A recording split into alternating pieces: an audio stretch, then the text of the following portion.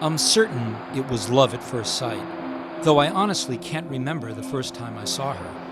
What I do know is that I fell in love with the sea as a child, and from that early age, my course was set for a lifelong voyage more wondrous than even my wildest childhood dreams.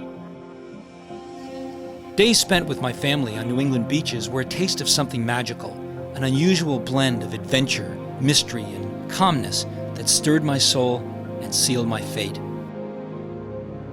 In my backyard swimming pool, I pretended to be the explorers I saw in National Geographic, imagining I was on an exotic reef or leading expeditions in search of elusive creatures under the sea. Becoming a photographer and an underwater photojournalist made perfect sense, exploring the oceans with a camera and sharing stories about all that I saw. Thinking back on it, I suppose the odds were about 1,000,000,000 to 1. A boy from modest beginnings, growing up in a small working-class town, actually becoming an undersea explorer and National Geographic photographer. But I guess dreams do come true. I was on assignment in Japan for over 4 months.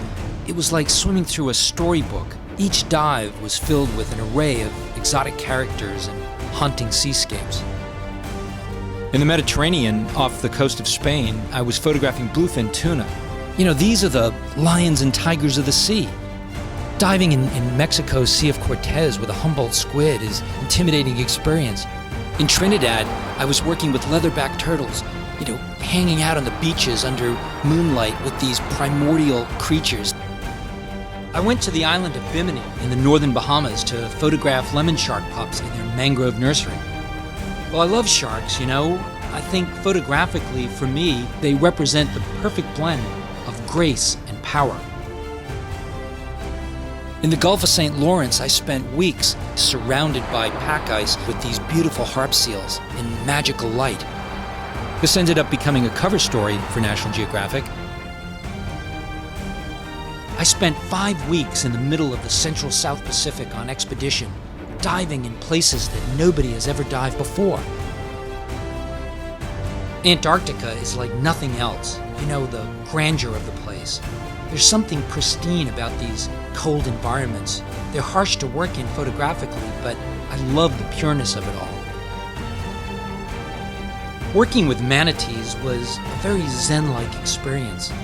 I could spend hours and hours each day just drifting into their world. I was in the subantarctic of New Zealand in wintertime with a population of animals that had never seen a human being before.